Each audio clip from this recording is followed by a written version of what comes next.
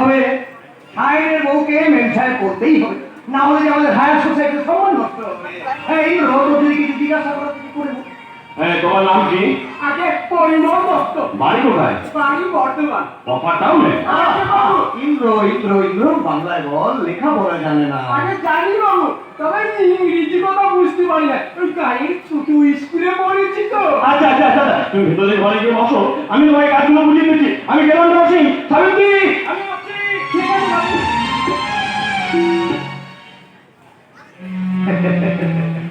Nonsense, স্বপ্নের একদম বিপরীত। চাকরি আর প্রমোশনের চিন্তায় একদম মুশকুল যে ফুলের মতো।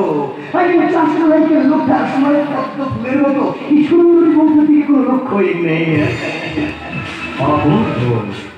আকাশ রঙের পাতাল করে শাড়ি, যারা নয়ন দিকে নিয়েছে জল, পাশে কখন চলে তোমার মুখটা যারা সত্য সেটা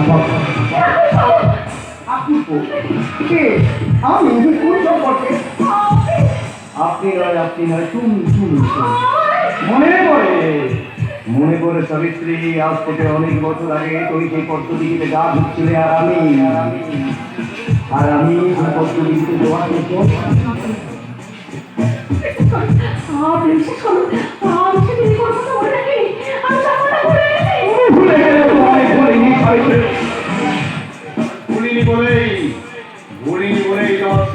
কলকাতায় চাকরি করে দিয়ে ওই ইন্দ্রকে 3000 টাকা দিয়ে লাভ দিয়ে তোমাকে নিজের খাতায় বন্দি করেছে।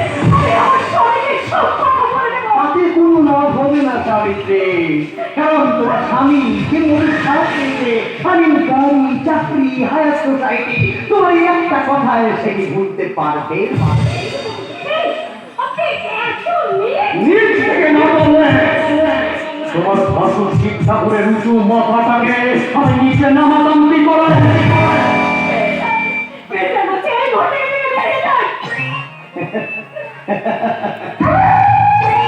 তোমার শাড়িটা কিন্তু ঠিক মতো পরা হয়নি, মানে এই পিঠটা ঢাকা পড়ে গেছে, পিঠটা দেখা যাচ্ছে না, আমার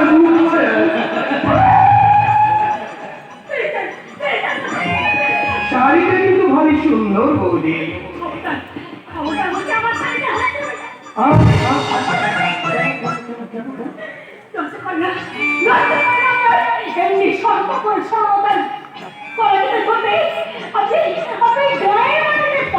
জায়গা পাচ্ছেন না তাই না?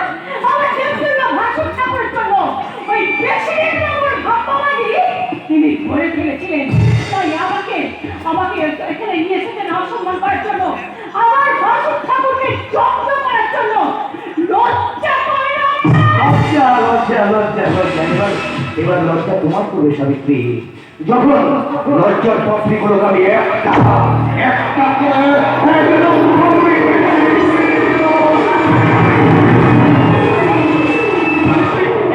আমার মানি ব্যাগটা আমি ফেলে গেছি। দেখুন না বৌদি, ওটা হুনুমন না। যা বলেছিস, আরে ভাই বাসে ভাড়া থেকে দেখি মানি ব্যাগ নেই। তার মানে ও মনে পড়েছে তাহলে শাড়ি কি পকেট? সর্বনাশ, অনেকগুলো টাকা ছিল। আরে আরে আরে, এই নে আমার মানিব্যাগ। কাল থেকে তুই আমার গাড়ি নিয়ে অফিসে যাবি, অবশ্যই তোকে খুব শীঘ্রই আমি একটা গাড়ি যাওয়ার ব্যবস্থা করবো। আমি কোনোদিন ভুলবো না। আরে বাবা, এই একই কথা ভাবছে, যেমন তুই যেমন বলি, শুধু বলে কি আপনি আগে বলি, এইসব কথা কিন্তু ভালো লাগে না। একদমই আপনি আগে বলবেন।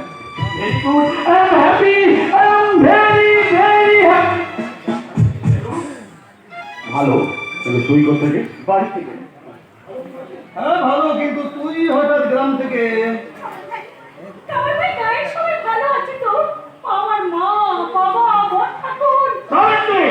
দয়া করে তুমি চুপ করো।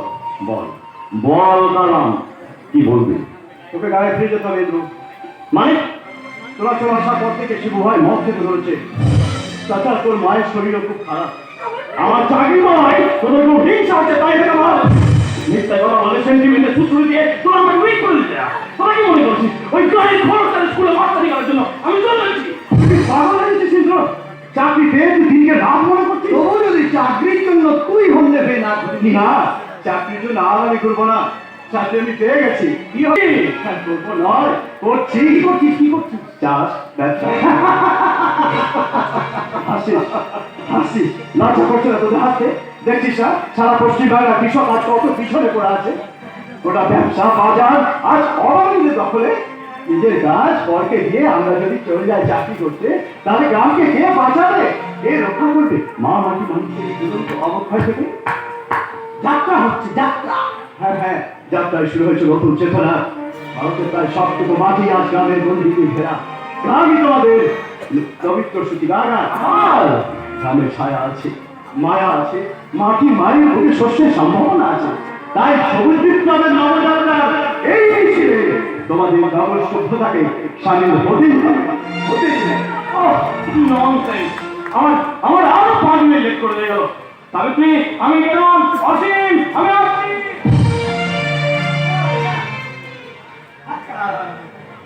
চলো চলো চলো। আরে চলুন চলুন বৌদি, খুব হয়েছে। চলো।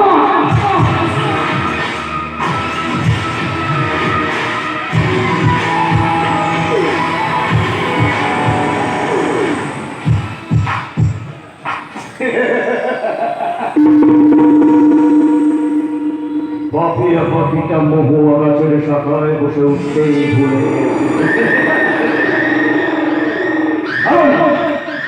এই পাপিয়া পাখিটার সামনে এখন জনন্ত